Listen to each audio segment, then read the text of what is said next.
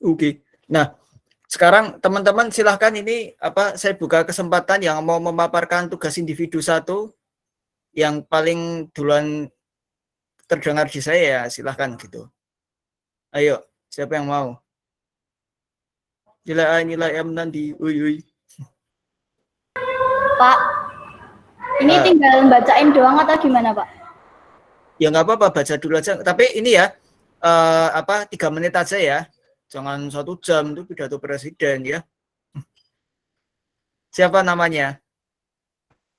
Saya. Lah iya, Oh. Nabila Azahra. Oh, sorry, ini siapa sih? Core-nya Salsabila ya? Hah? Iya kan? Susanti, Pak. Susanti Salsabila. Siapa lagi? Susanti tolong ditulis namanya ya. Dikirim Siap, di Pak. chat seperti biasa.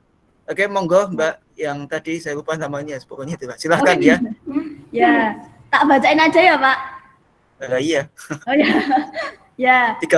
3 menit paling lama ya. Nanti kalau udah lewat 3 menit saya stop ya. Oh ya, Pak. Jadi saya perkenalan dulu nggak, Pak?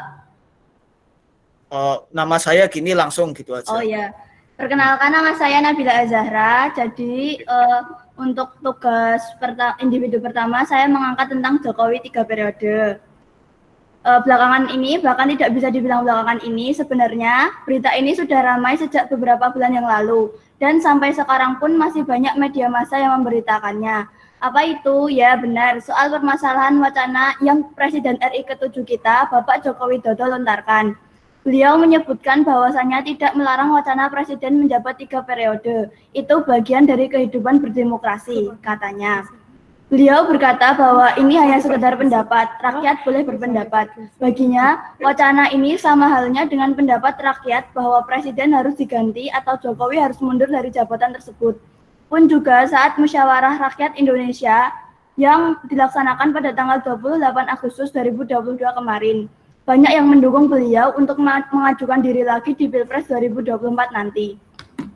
Lalu, bagaimana tanggapan saya terhadap permasalahan tersebut? Tentunya saya menolak wacana tersebut karena secara konstitusi sendiri Presiden dilarang menjabat melebihi dari 2 periode dan telah diatur dalam Undang-Undang 1945 Pasal 7 yang berbunyi Presiden dan Wakil Presiden memegang jabatan selama 5 tahun dan sesudahnya dapat dipilih kembali dalam jabatan yang sama hanya untuk 1 kali masa jabatan. Presiden Jokowi sendiri juga sudah mengatakan berkali-kali bahwa dirinya akan taat pada konstitusi. Namun, siapa yang tahu ke depannya akan bagaimana?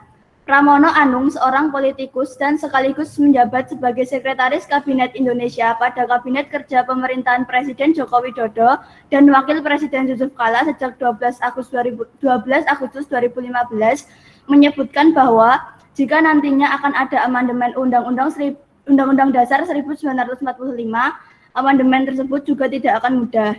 Ditakutkan lagi bahwa jika terjadi amandemen dan Jokowi benar-benar menjabat selama 3 periode, maka kejadian saat rezim Soeharto akan terjadi saat rezim Jokowi, yaitu otoritarianisme. Terima kasih. Oke, terima kasih. Ini ada yang ingin saya tanyakan ya. Untuk sumber berita itu dari mana, Mbak? Dari Kompas. Oke. Kemudian ini saya kasih masukan yang hasilnya langsung aja, nanti yang lainnya juga begitu.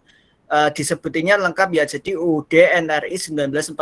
Kalau itu tadi, kalau kita hanya menyebut UUD 1945 berarti itu merujuk ke UUD asli begitu ya, maksudnya UUD pas inilah pertama kali Indonesia merdeka kemudian diterapkan pas demokrasi terpimpin sama masa Soeharto gitu. Kemudian ini juga untuk teman-teman yang lain ya yaitu untuk sumbernya yang ya Kompas, News Detik atau CNN Indonesia, maksudnya yang ya kita ngerti lah yang valid gitu ya, agar nantinya tidak dipermasalahkan ini seperti. Oke, terima kasih Mbak atas penyampaiannya. Yang lain silahkan. Terima kasih kembali Pak. Ayo yang lain. Saya Pak mau nyoba. Oke, silahkan. Namanya siapa? Nama saya Aura Nurmafaza. Di sini saya akan mengangkat permasalahan tentang penyeludupan. Permasalahan berbangsa dan bernegara yang akan saya angkat adalah tentang kasus penyeludupan. Baik dulu maupun sekarang, kasus penyeludupan barang ilegal masih banyak terjadi, terutama penyeludupan dengan metode ship to ship. Contoh kasusnya adalah penyeludupan minyak goreng ke Timur Leste yang terjadi beberapa bulan lalu, padahal negara sendiri saja sedang sangat membutuhkan. Kasus seperti ini sangat merugikan untuk negara dan masyarakat. Sedikit banyaknya yang saya tahu, biasanya suatu kelompok atau organisasi yang melakukan penyelundupan akan meminta bantuan perlindungan kepada suatu perusahaan, organisasi, dan orang dalam yang memang sudah biasa berkecimpung di dunia black market pada saat proses transaksi sedang berlangsung. Maka dari itu, menurut saya, kasus ini harus segera diusut dan ditangani hingga akar-akarnya. Karena apabila tidak diberantas hingga pangkalnya, dapat menimbulkan masalah-masalah baru yang dapat merugikan masyarakat dan negara sendiri. Mengingat luasnya perairan Indonesia yang menjadi faktor utama kasus penyeludupan dapat terjadi, maka diperlukan peningkatan sistem keamanan dan pengawasan laut. Pemerintah harus lebih teliti dan hati-hati pada keluar masuknya kapal baik di dermaga formal maupun non-formal. Kerjasama antar lembaga juga perlu ditingkatkan. Pengawasan kepada orang-orang dan instansi yang bertanggung jawab untuk mengurusi transaksi laut maupun darat juga perlu ditingkatkan. Peran kita sebagai masyarakat pun sangat diperlukan. Apabila ada sesuatu yang mencurigakan, segera melapor ke pihak yang berwajib. Terima kasih, Pak. Oke, terima kasih untuk yang pertama. Ini ya, tadi untuk ya biar lebih baik. Jadi dikatakan ini kasus penyeludupan Pak gitu. Saya tidak penyeludupan apa gitu. Oh ternyata begitu deskripsinya apa minyak goreng gitu ya. Maksudnya dilengkapi aja judulnya begitu ya. Itu aja sih intinya, nanti selebihnya saya sampaikan nanti. Oke, yang lain sebentar saya lupa. Kemarin yang apa Getbol mana manusia Getbol itu?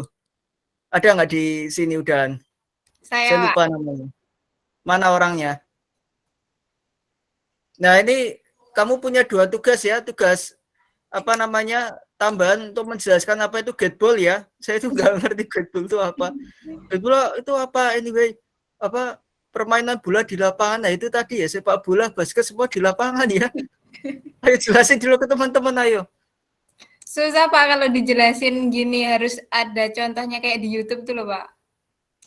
Oh, yaudah intinya gimana wes?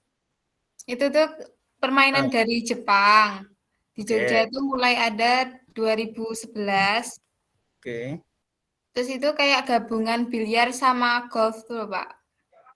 Gabungan billiard sama golf. Jadi nge-touch bola pakai stick yang bentuknya kayak palu gitu. Oke. Terus nanti ada 2 tim. Setiap nomornya tuh ada 11 nomor yang dipertandingkan. Single Oke. putra-putri, double putra-putri, double campuran, triple putra-putri, triple campuran, beregu putra-putri, dan beregu campuran. Oke. Jadi nanti ada gate-gate-nya gitu loh, Pak. Ya coba nanti saya searching ya. Saya tuh dilala kayak lupa aja, penasaran mau cari Getball itu apa. Jadi perpaduan antara bila dengan golf itu saya susah memahaminya ya. Sama seperti saya memahami apa mata kuliah kalian yang mempelajari perilaku ikan tuh apa gitu ya. Ya ini sambil guyon aja ya.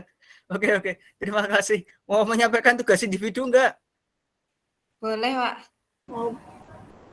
Yo, silakan. Perkenalkan, nama saya Naila Nafisa Putri Purnomo, ingin menyampaikan tugas tentang ketidakadilan hukum di Indonesia.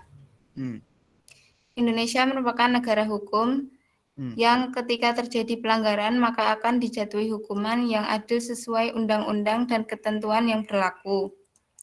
Dalam hal ini, keadilan dalam hukum berlandaskan pada Pancasila sila kelima dan Undang-Undang NRI 1945 pasal 27 ayat 1. Namun kenyataannya, ketidakadilan sering terjadi di Indonesia dan belakangan ini banyak sekali kasus ketidakadilan hukum di Indonesia, mulai dari kalangan rakyat biasa hingga para pejabat negara. Fenomena ini terjadi karena aparat penegak hukum yang merupakan elemen penting dalam proses penegakan hukum seringkali terlibat dalam berbagai macam kasus pidana, terutama kasus korupsi. Implikasi nyata dari kondisi ini adalah hukum kehilangan ruhnya, yakni keadilan. Oleh karena itu, sudah menjadi rahasia umum bahwa saat ini hukum ibarat sebagai pisau yang sangat tajam jika digunakan ke bawah, namun sangat tumpul jika digunakan ke atas. Jika fenomena ini tidak segera diatasi dan disembuhkan, maka dalam jangka panjang akan mengakibatkan lumpuhnya penegakan hukum di Indonesia. Salah satu contoh ketidakadilan hukum terjadi pada kasus mencuri kayu perhutani. Perempuan Parubaya dihukum. Asyani, perempuan berusia 63 tahun di Situbondo, Jawa Timur, divonis 1 tahun penjara dengan masa percobaan 15 bulan dan denda 500 juta rupiah karena bersalah mencuri kayu jati milik perhutani. Sedangkan kasus korupsi Joko Chandra telah mendapat potongan masa hukuman.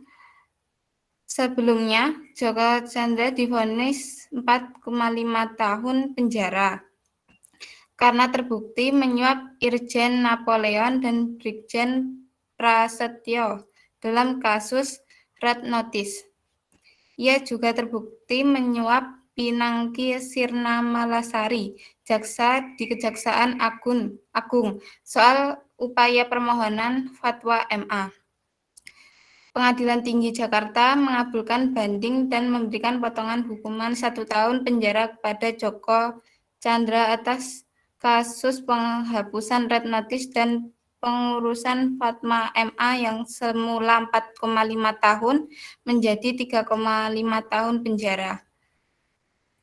Untuk mengurangi kemungkinan terjadi ketidakadilan dalam hukum di Indonesia, kita perlu meningkatkan pendidikan karakter, peningkatan kualitas seleksi aparat penegak hukum, penegakan hukum yang tidak memihak, membuktikan secara tegas mana yang salah dan mana yang benar, dan memberikan hukum terhadap pelanggar hukum sesuai dengan peraturan dan pasal yang dilanggar.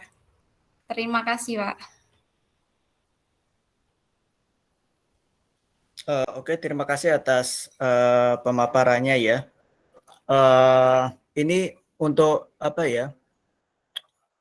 Pembelajaran bagi teman-teman gitu ya. Karena kalau teman-teman pernah dengar awalnya tuh rame itu di sosmed, jadi orang cuman mencuri ART gitu, asisten rumah tangga, mencuri piring seberapa piring gitu, diproses polisi, masuk pengadilan. Ternyata ini ya yang bersangkutan tuh betul mencuri piring, tapi itu pencurian terakhir. Jadi sebelumnya tuh mencuri emas, barang berharga sebagainya gitu. Nah, kadang tuh itu tantangan ya, media massa sekarang tuh sudah luas, cepat. Jadi kita harus benar-benar pintar dalam memfilter mana yang benar yang masalah. Itu termasuk tadi saya bilang bahwa yaitu harus sumber yang jelas. Sumber yang jelas pun kadang juga suka salah ya gitu. Kalau teman-teman pernah dengar juga kebangetan mencuri pisang dipidana, ternyata mencurinya 1 truk. Itu 1 truk tuh nilainya sudah banyak, udah puluhan juta ya gitu. Karena itu kejadian beberapa kali loh. Saya S1 waktu itu saya ingat betul. Saya nggak usah mention nama media massa atau nama yang sudah telanjur menyebarkan. Tapi itu beberapa kali kejadian seperti itu. Mencuri kayu, ternyata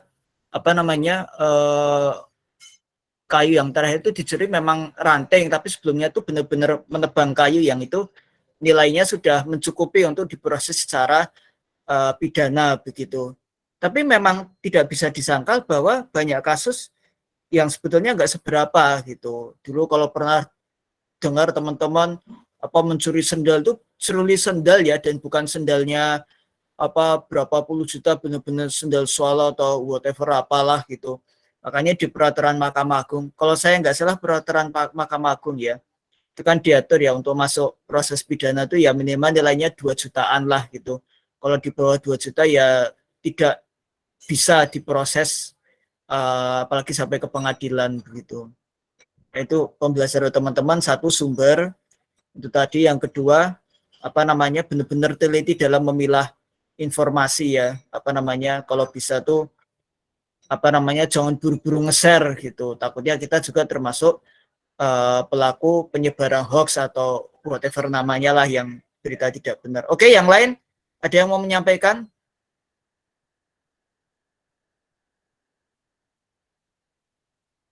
Ada nggak mau? Ayo. Ini kok ada yang keluar lagi, ada yang keluar masuk, ada gangguan sinyal ya? Saya, Pak. Mana tadi? Saya, Pak. Hmm. Hmm.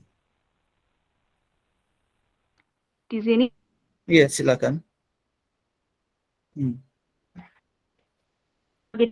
jika di perekonomian penduduk di Indonesia ini yang sedang tidak stabil dikarenakan pandemi COVID-19 masyarakat bekerja dan sekarang dengan menaiknya harga BBM yang sangat drastis. Mereka mencari transportasi yaitu motor atau mobil yang berbeda barang menjadi sangat Halo, sorry saya putus ya. Halo, dikarenakan naiknya bahan. halo, halo. Tolong ini karena gangguan sinyal, coba off cam dulu kemudian disampaikan ulang ya. Off cam dulu kemudian sampaikan by lisan lagi coba. Soalnya di tempat saya kok terputus-putus gitu.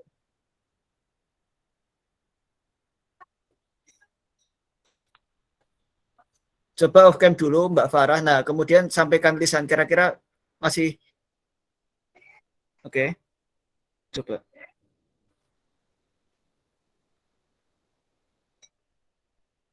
Gangguan sinyal ya. Coba disampaikan Ya, saya ulang ya, lisan. Pak. Tapi off cam. Saya mengangkat kasus tentang Silahkan. kenaikan BBM. Silahkan.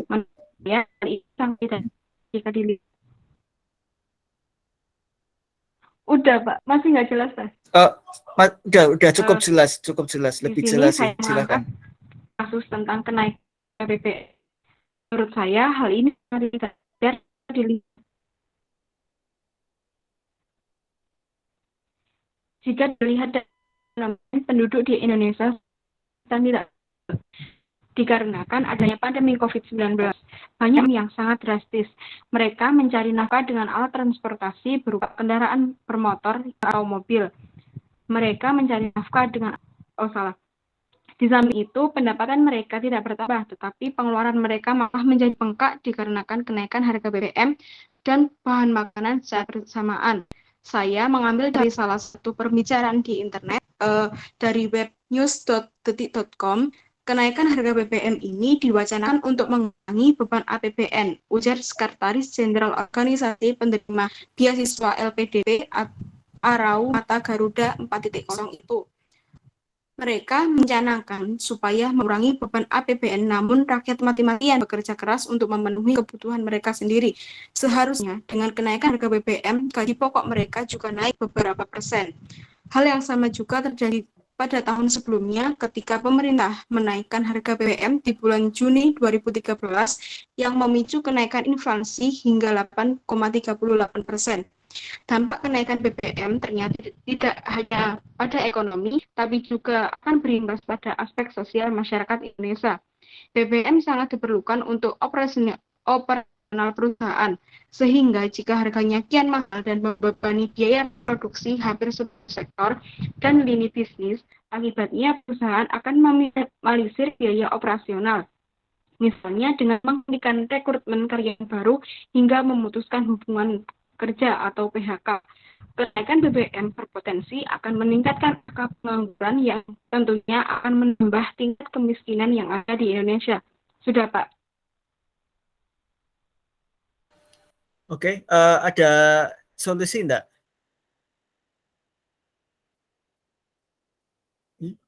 Solusi dari saya yaitu iya, Pak, udah ngomong ini. Nggak kedengaran? Kedengeran, silahkan. Solusinya itu kalau halo, silakan.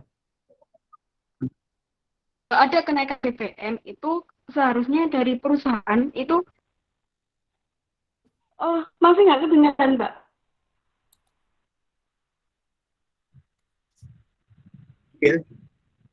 Halo?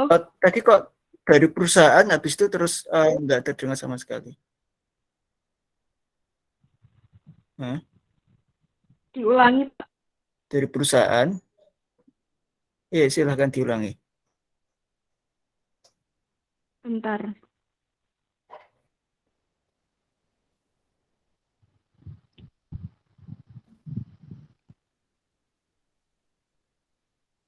Akibatnya hal yang sama itu juga terjadi pada tahun sebelumnya ketika pemerintah menaikkan harga BBM di bulan Juni 2013 yang memicu kenaikan inflasi hingga 8,38%. Dampak kenaikan BBM ternyata tidak hanya pada ekonomi, tapi juga berimbas pada aspek sosial masyarakat Indonesia. BBM sangat diperlukan untuk operasional perusahaan, sehingga jika harganya kian naik dan Oke. mahal akan membebani biaya produksi hampir seluruh sektor dan lini Oke, bisnis. oke. Akibatnya perusahaan akan Saya stop. Ada solusi nggak? Intinya itu aja. Kalau intinya dari Mbak itu Farah ada. Hah? masyarakat juga berhak mendapat kenaikan gaji gitu loh Pak. Kan dia Oke. masyarakat juga mengeluarkan beban yang banyak. Seperti kan BBM. Mereka bekerja juga itu memerlukan bahan bakar untuk menuju tempat kerja tersebut. Oke. Udah cukup? Oke, cukup.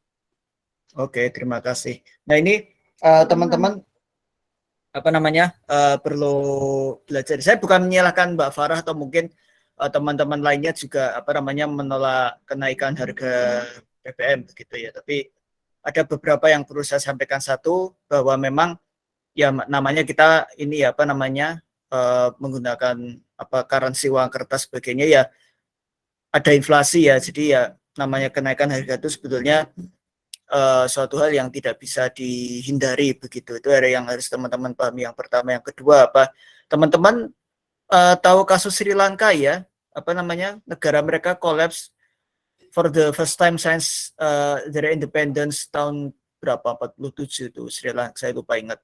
Itu pertama kali mereka krisis ekonomi karena apa? Karena dua hal. Yang pertama, mereka tidak bisa mengelola apa ya potensi kekayaan dengan baik gitu. Jadi mereka tuh apa ya, tiang utamanya itu kan pertaniannya. Jadi ekspor hasil pertanian, perkebunan itu dari presidennya itu ini apa namanya terlalu ambisius untuk modernisasi pertanian perkebunan. Yang terjadi apa? Petani itu tidak siap. Begitu petani tidak siap, apa namanya otomatis produktivitas berkurang, hasilnya pun juga berkurang. Yang kedua, Sri Lanka tuh dihantam pandemi ya, yaitu tadi apa namanya sektor kekuatan mereka tuh satu pertanian perkebunan, satu pariwisata. Nah, begitu pandemi itu kan mereka jangankan pemasukan jadi beban, malahan kan apa namanya untuk perawatan hotel sebagainya gitu. Yang ketiga ini yang penting agar teman-teman tahu, sebelum pandemi COVID, Sri Lanka itu justru menurunkan ini apa namanya pajak gitu. Jadi subsidi bertambah, apa namanya pajak PPN sebagainya itu malah dikurangi sama pemerintah.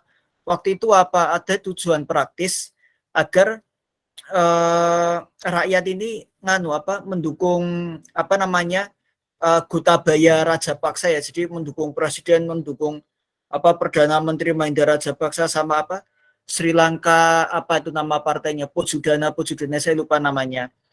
Nah, itulah yang bisa teman-teman lihat bahwa apa namanya Sri Lanka kolaps ya, bahkan kolapsnya sangat parah ya. Itu bukan kolapsnya bukan sederhana, itu sangat parah itu apa bahkan cadangan devisa sangat sedikit, mereka tidak punya kekayaan alam untuk bisa memproduksi minyak sendiri begitu.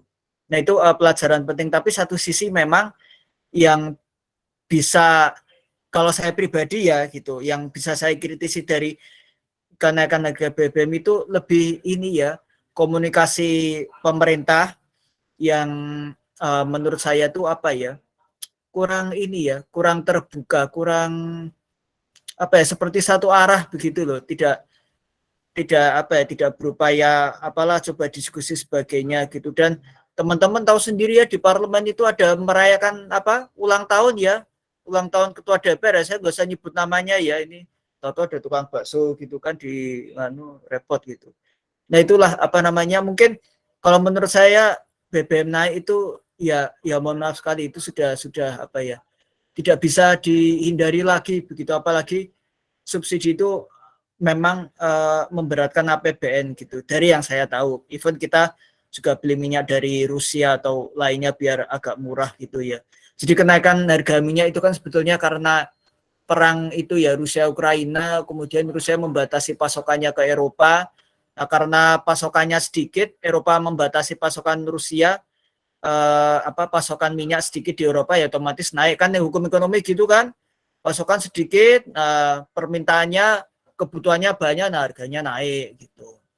Tapi ya itu tadi, itu pembelajaran bagi kita semua.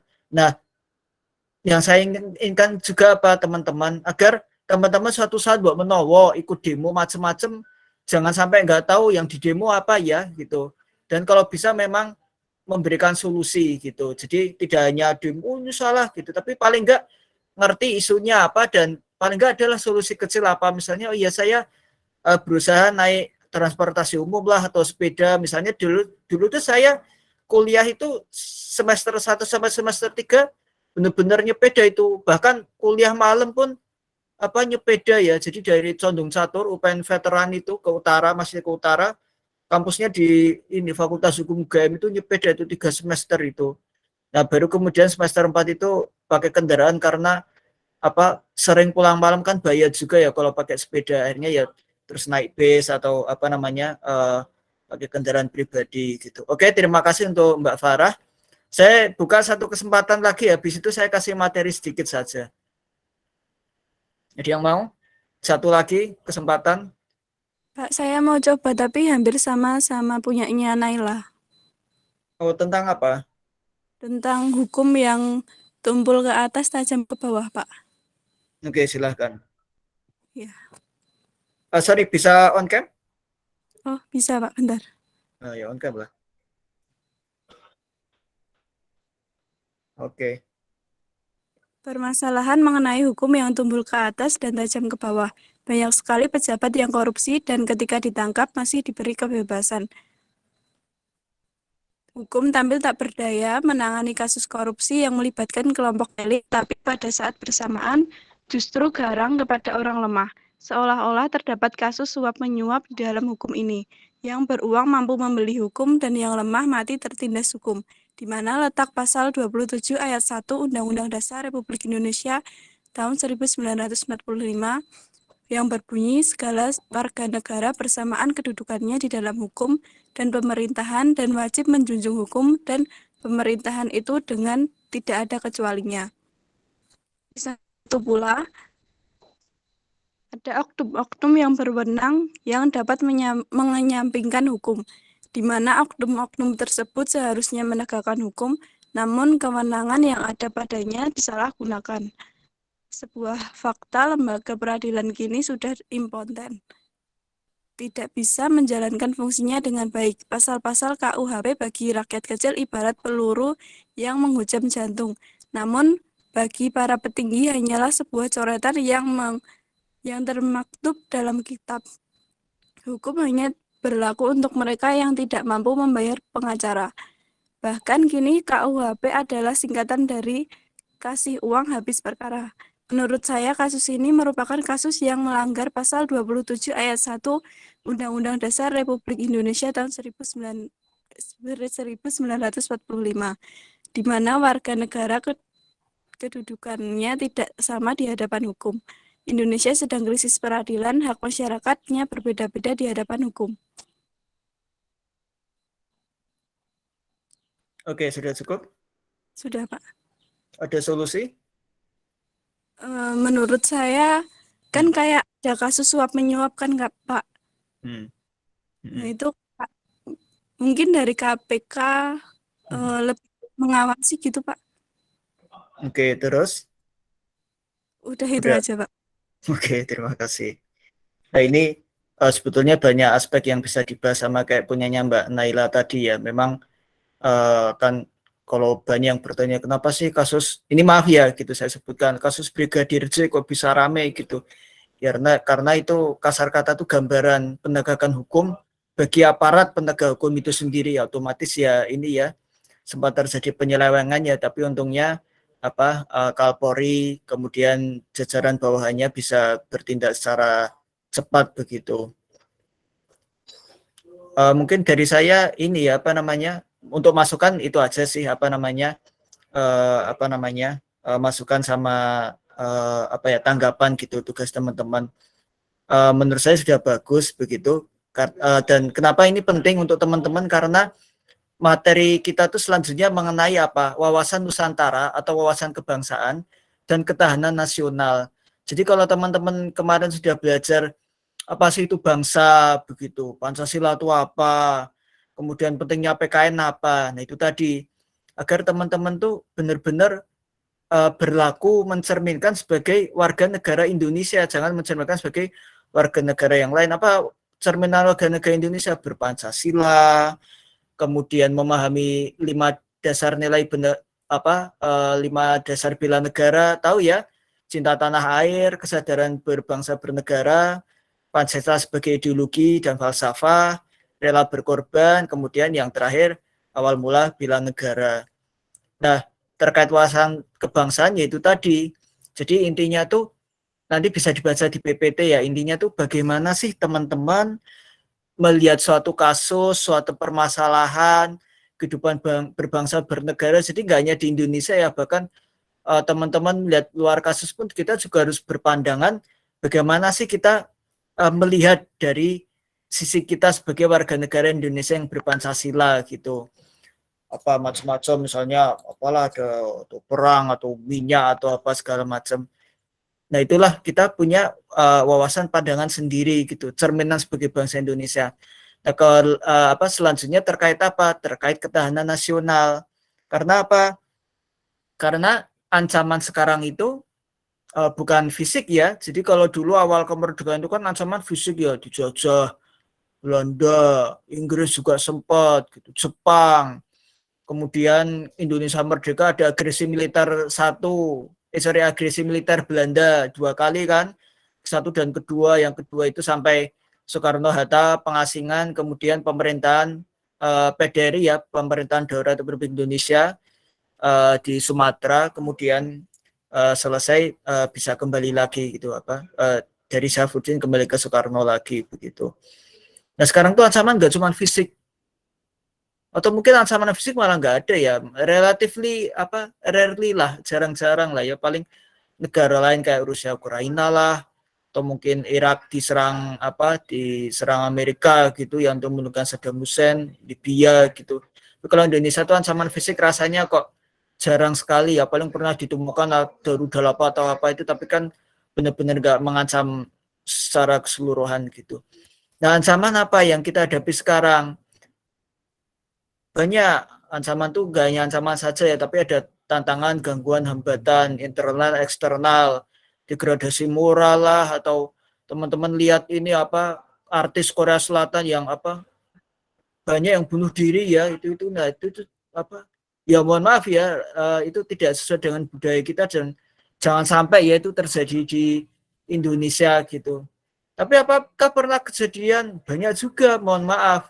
Saya lupa itu di Gunung Kidul kan banyak kasus bunuh diri ya karena biasanya kalau di negara berkembang atau negara middle seperti kita ya masalah ekonomi begitu ya, terjadi bunuh diri atau pidana, misalkan pencurian, ada yang terpaksa mencuri sepeda, mencuri HP untuk menghidupi keluarganya. Satu sisi itu tadi kasus korupsi, udah hukumannya ringan dipangkas lagi gitu kan, tapi ya itulah cerminan hukum kita. Sebetulnya itu kalau dibahas akan terlalu luas ya, tapi itu mungkin nanti saat kita offline saja saya menjelaskan gitu. Saya lihat teman-teman udah pada ngantuk nih kayaknya ya.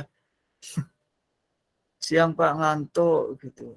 Nanti ini ya teman-teman, intinya bisa dibaca sendiri wawasan kebangsaan sama ketahanan nasional. Pada intinya itu tadi, wawasan kebangsaan itu bagaimana cara kita memiliki pandangan sebagai bangsa Indonesia, sebagai WNI, melihat situasi perkembangan yang ada. Kemudian ketahanan nasional itu tadi, bahwa ancaman itu sekarang bukan fisik lagi, tapi degradasi moral segala macam. Nah itu jangan sampai kita terbawa arus yang salah. kita harus tetap mempertahankan sebagai bangsa Indonesia, cerminan warga negara Indonesia yang berpancasila. Itu nanti jadi ATHG segala macam begitu. Kemudian ini yang penting 4 konsensus dasar berbangsa dan bernegara ya. Ada Pancasila, UUD, NRI 1945, Bhinneka Tunggal Ika sama NKRI.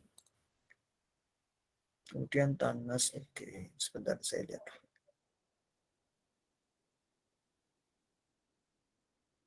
Oke, rasanya itu dulu ya untuk kuliah siang hari ini. Mohon maaf sekali saya juga ada agenda selanjutnya, saya masih latsar begitu. Kira-kira ada yang ingin ditanyakan terlebih dahulu? Ada yang ingin tanya? Pada tidur malahan. Ada yang ingin ditanyakan? Gak apa-apa loh. Tidak, Pak. Oh tidak. Tidak. Tidak Pak, saya pengen tidur. Besok aja, Pak, kalau offline. Apa? Besok Asal aja online. kalau offline. Oh iya. Moga-moga ya bisa sebentar. Kita minggu depan tuh berarti tanggal 9. Waduh. Oh, minggu depan ternyata saya nggak bisa 19 September kecuali kalau ada perubahan jadwal ya. Ya, minggu depannya lagi deh berarti 19, 7, 26 September. Oh iya. Oke, kita kuliah lagi kemungkinan besar 26 September ya, jadi 2 minggu lagi ya. Tapi untuk tugas individu kedua, itu tetap dikumpulin minggu depan ya. Jadi nanti siapa core-nya itu, saya lupa namanya, Susanti ya. Teman-teman, teman-teman nanti mengumpulkan ke Susanti, Mbak Susanti. Nah, nanti Mbak Susanti kirim ke email saya, apakah itu nanti attachment banyak atau Google Drive, itu terserah ya, pokoknya yang take it easy aja lah gitu. Soalnya saya lihat kalau di WhatsApp grup ya takut ini kayak banyak chattingnya, beban di WhatsApp grupnya. Oke, itu aja teman-teman. Sekali lagi terima kasih atas kehadirannya.